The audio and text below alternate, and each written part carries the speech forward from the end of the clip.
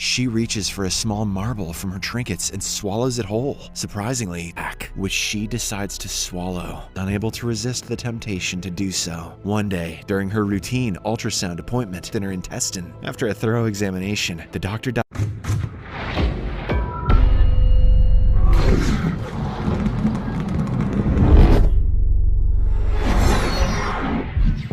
last night, so my voice is shot. In the opening scene, we are introduced to a billionaire named Richie and his wife Hunter, who are enjoying a dinner party with other affluent individuals. The occasion is Richie's recent accomplishments in business, which has garnered his company a lot of profit. His parents appear to be extremely proud of him. After the dinner comes to an end, Richie and Hunter retire to their new, opulent house located in upstate New York. Despite her newfound life of luxury, Hunter, who comes from a working-class background, spends most of her days feeling bored and unfulfilled. She occupies herself by cooking, playing mobile games, and sketching. In fact, she finds herself emotionally suppressed and isolated because Richie is always distant and inconsiderate towards her. At one dinner, Hunter attempts to initiate a conversation with her husband, but he is too preoccupied with work-related texts to give her the attention she craves. A few days after the dinner party, Hunter discovers that she is pregnant and shares the news with her husband, who is overjoyed at the prospect of starting a family. To celebrate this momentous occasion, the couple decides to go out for dinner with Richie's parents. During the meal, Hunter wants to tell one of her childhood stories, but her father-in-law abruptly interrupts her and starts talking about business matters. Feeling disheartened, Hunter retreats into herself and begins staring at the glistening ice cubes in her glass. As her mood darkens, she impulsively takes one of the cubes into her mouth and begins biting down on it, causing discomfort and awkwardness among the other diners. The next day, Hunter's mother-in-law Catherine enters her room and hands her a gift about postpartum depression, sharing that it helped her during her own pregnancy. Catherine also takes the opportunity to comment on Hunter's appearance, suggesting that she would look more beautiful with longer hair, as Richie prefers women with longer locks. Later, while reading the same book, Hunter comes across a passage that inspires her to do something unexpected. In a moment of reckless abandon, she reaches for a small marble from her trinkets and swallows it whole. Surprisingly, this makes her feel a lot better. Marbles are the new keto. Upon returning home from work, Richie is surprised to find his wife in a good mood. He questions the reason behind her happiness, to which she responds that she did something unexpected that made her proud of herself. However, when Richie inquires further about what it was, Hunter lies and says that it was merely a decision to choose blue curtains. The following morning, as Richie prepares for work, he becomes upset with Hunter after discovering that she has ruined one of his silk ties. Later that day, Hunter is able to pass the small marble she had swallowed earlier, grabbing it from the sink without any signs of disgust. Shortly after, she is summoned by her mother-in-law for a conversation, during which Catherine inquires about Hunter's previous employment before marrying Richie. Hunter admits to having worked in retail, specifically selling toiletries. Hearing this, Catherine mentions that Hunter is a very lucky woman, as she got the chance to marry Richie. She also questions whether Hunter is truly happy or simply putting on a facade. The latter insists that she is indeed happy, despite her expressions suggesting otherwise. One day, while cleaning the house, Hunter comes across a tempting object, a thumbtack, which she decides to swallow. Despite her initial hesitation, Hunter eventually puts the thumbtack in her mouth, only to have her tongue poked. She tries to resist the urge to swallow it, but eventually succumbs to the impulse and ingests the object, feeling a sense of relief. That same evening, Richie returns home with some friends in tow. Hunter intends to greet them at the pool, but the pain caused by the thumbtack suddenly intensifies, prompting her to rush to the bathroom. She excretes the thumbtack, but the ensuing struggle leaves a lot of blood on the toilet seat. Fortunately, before Richie can find out about it, Hunter quickly cleans it up and exits the bathroom. At the pool, one of Richie's friends congratulates Hunter on her pregnancy. However, things take a strange turn when he asks for a hug, claiming that he is feeling lonely. Hunter reluctantly agrees to the hug, but it becomes apparent that she needed the hug more than he did. As time passes, Hunter becomes increasingly drawn to consuming non-edible items that she finds lying around her home, including metal figurines, batteries, book pages, safety pins, and various other objects. It seems as if the thrill of eating these items is incredibly exhilarating for her, and she is unable to resist the temptation to do so. One day, during her routine ultrasound appointment, the sonogram technician detects an abnormality in Hunter's abdomen. She is quickly rushed in for emergency surgery, where the surgeon discovers a plethora of inedible objects that had been trapped in her intestine. After a thorough examination, the doctor diagnoses Hunter with pica, a psychological disorder that compels individuals to eat non-food items. Upon returning home, Richie is understandably angry and confused, wondering what could possibly be wrong with her. Hunter claims that she does not know what is happening to her and has never even heard of pica before.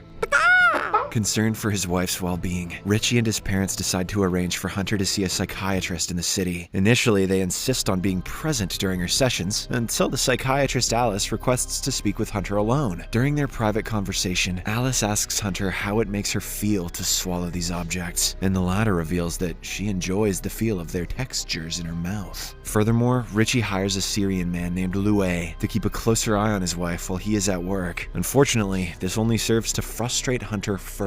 Over the next several days, Hunter becomes increasingly irritated with Loué's attempts to assist her in the kitchen. He begins to criticize her mental health issues, insinuating that if she had gone through what he had in Syria, she would not have such problems. Furthermore, he even inspects her before allowing her to use the bathroom. However, despite all this, the obsessed Hunter still finds a way to swallow non-food items as a form of satisfaction. The scene then shifts to Richie's birthday celebration, a lavish party at their mansion. During the party, Hunter discovers that everyone in attendance is aware of her swallowing problem. She confronts Richie, asking why he told everyone, but he dismisses her, claiming that it is his special day and he does not want her to ruin it. This leaves Hunter feeling hurt and upset. Later that night, as the couple is having coitus, Hunter abruptly stops and demands that Richie apologize before they can continue. During her next therapy session, Hunter shares a deeply personal and traumatic experience. She reveals that she was not raised by her biological father and has never met him, but she keeps a picture of him. Hunter also discloses that she was actually conceived after her mom was forced upon by a stranger. One day, while in the garden, Hunter becomes fixated on the soil, but manages to resist the urge to consume it. However, while washing her hands, she overhears her husband talking to her therapist on the phone. Hunter realizes that Richie has bribed the therapist to reveal what they discussed during her sessions. Alice divulges all the information about her last session with Hunter, including her mother's case. This sends Hunter into a state of panic. As soon as Richie leaves for work, she breaks down in tears. A short while later, Loué walks into the room to check on Hunter, only to discover her under the bed. Feeling bad, he joins her there and gently pats her shoulder, providing a source of comfort and support during this difficult time. In the dead of night, Hunter wakes up from her sleep and notices Loué lying soundly beside her. Her compulsion to swallow inanimate objects once again rises, so she starts scouring the drawers frantically. When nothing comes in sight, she hastily picks up a screwdriver and swallows it. However, this turns out to be a bad decision, as Hunter starts choking, prompting Loué to wake up from his sleep. He immediately dials 911 and rushes her to the hospital. Fortunately, the surgeons are able to extract the swallowed item from her body without harming Hunter or the fetus. That baby is going to grow up to become shoe nice. Following this frightening ordeal, Hunter finds herself under pressure as Richie and his parents coerce her to sign papers, committing her to a psychiatric hospital for 7 months until she delivers the baby. Although Hunter initially resists, her husband blackmails her by threatening to divorce her if she refuses. This leaves her with no other option but to comply, much to the sympathy of Loué, who is observing everything from nearby. The following day, Hunter packs her belongings and prepares to leave for the psychiatric hospital. But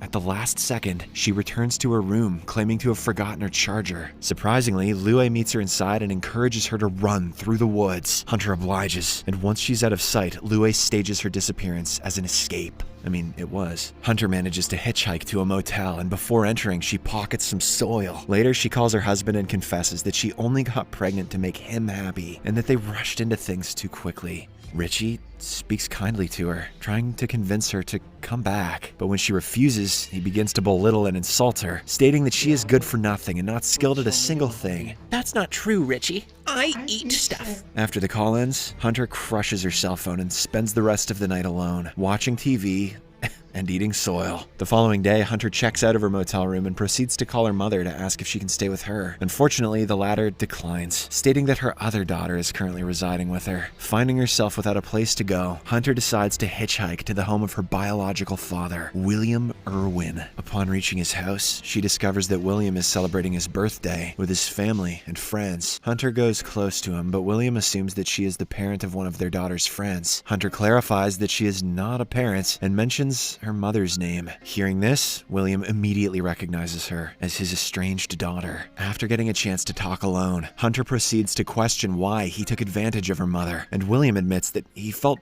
powerful when he committed such acts. However, after serving several years in jail, he realizes his mistakes and regrets them. The conversation becomes emotional as William expresses his shame and guilt for his past actions. Hunter inquires if he feels shame towards her and whether she is like him. William immediately refutes these claims, assuring Hunter that she is not akin to him and bears no responsibility for the past events. As Hunter's emotions overwhelm her, William offers consolation and reminds her that she is blameless and should not carry the burden of guilt.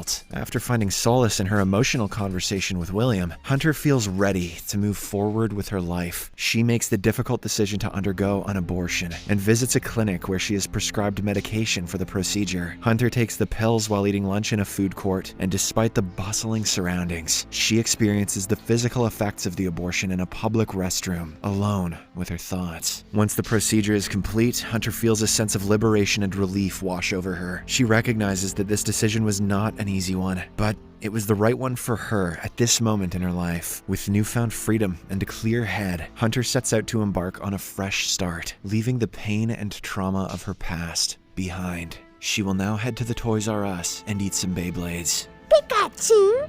Pikachu! Pikachu!